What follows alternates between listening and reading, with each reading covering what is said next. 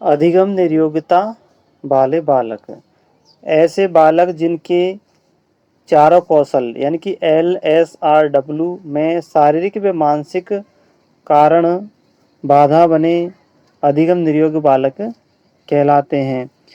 यानी जिनको सुनने, बोलने, पढ़ने और लिखने में कठिनाई हो, ऐसे बालक को हम अधिगम निर्योग्य बालक कहते हैं। ऐसे बालकों की विशेषताएं क्या होती हैं? इनको समय, दिशा व संख्या का ज्ञान नहीं होता। मानचित्र में स्थान ढूंढने में बाधा आती है। अंक गणितीय गणना करने में समस्या आती है। लिखने संबंधी कठिनाई को डिस्ग्राफिया बोलते हैं। पढ़ने संबंधी कठिनाई को डिसलेक्सिया और गणित की गणना करने संबंधी कठिनाई को डिस्कैलकुलिया कहते हैं। और जब पढ़ना, लिखना और गणितीय गणना करना तीनों समस्या जब एक साथ आ जाती है किसी बालक में, तो उसको हम डिसप्रैक्सिया कहते हैं। अब हम लर्निंग डिसेबिलिटी यानी अधिगम निर्योग्यता को एक सारणी से देखते हैं।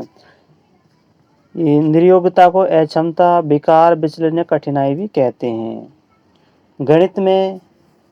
गणित संबंधी कठिनाई को डिस्कैलकुलिया बोलते हैं। और जो गणित को लिख नहीं सकता, गणना नहीं कर सकता, उसको कैलकुलिया कहते हैं। पढ़ने संबंधी कठिनाई को डिसलेक्सिया बोलते हैं। और जिसकी पठन शक्ति का लोप हो जाता है उसको अलेक्सिया कहते हैं। हाइपरलेक्सिया में शब्द वाक्य का बोध नहीं हो पाता है, उसको बोध नहीं कर पाता है, अबोध रहता है। और डिस्प्रैक्सिया जो चित्र नहीं बना सकता, चित्र बनाने में कठिनाई होती है, उसको डिस्प्रैक्सिया कहते हैं। अप्रैक्सिया में विकलांग हाथ होते हैं। और जिसमें वाणी बोलने संबंधी कठिनाई होती है उसको हम डिस्फेजिया बोलते हैं। और डिसलेक्सिया यानी डिसग्राफिया लिखने संबंधी अशुद्धि को डिसग्राफिया बोलते हैं, गंदा लेख लिखता है। और अग्रैफिया जिसमें दूसरी भाषा को जानने में अक्षम रहता है। अफेजिया बोलते हैं श्रवण संबंधी बाधा होती है उसमें, अफेजिया। डिसआर्थोग्राफिया वर्तनी संबंधी कठिनाइयाँ होती है। और ऑडिटरी प्रोसेसिंग डिसऑर्डर, इसमें श्रवण संबंधी कठिनाई होती है। और ऑडिटेक्टिया, ये भी श्रवण संबंधी बाधा होती है। विजुअल परसेप्शन डिसऑर्डर, दृष्टि संबंधी बाधा होती है, कठिनाई होती है। सेंसरी इंटीग्रेशन ऑफ प्रोसेसिंग, इंद्रिय संबंधी कठिनाइयाँ होती है। ऑर्गेनाइजेशन लर्निंग डिसऑर्डर, इसमें पठन संबंधी कठिनाई होती है। और ऑटिज्म को आत्म विमोह कहते हैं, इसको स्वयं भी कहते हैं। इसमें एक शब्द को बार बार बोलता है ऑटिज्म में।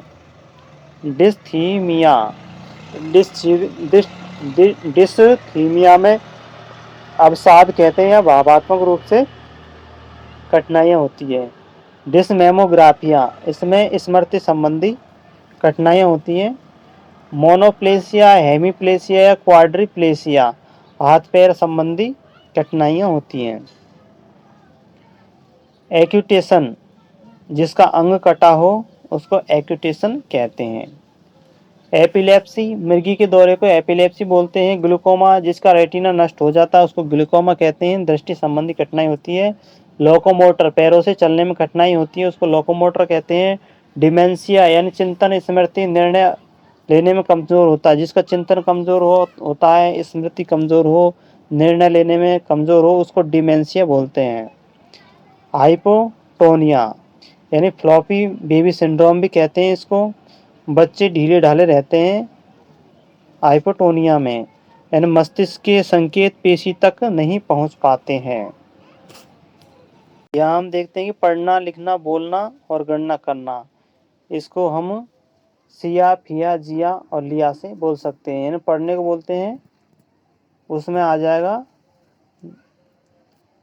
लिखने का हो जाएगा डिसलेक्सिया, लिखने का हो जाएगा डिस्ग्राफिया, बोलने का हो जाएगा डिस्फेजिया और गणना का हो जाएगा डिसकैलकुलिया। साथियों, वीडियो को लाइक करना और चैनल को सब्सक्राइब करना। संक्षिप्त में इसको बोल सकते हैं पढ़ना, लिखना, बोलना, गणना करना, यानी सैफ जेली, सैफ जेली। साथियों, वीडियो को लाइक करना और चैनल को सब्सक्राइब करना। Thank you.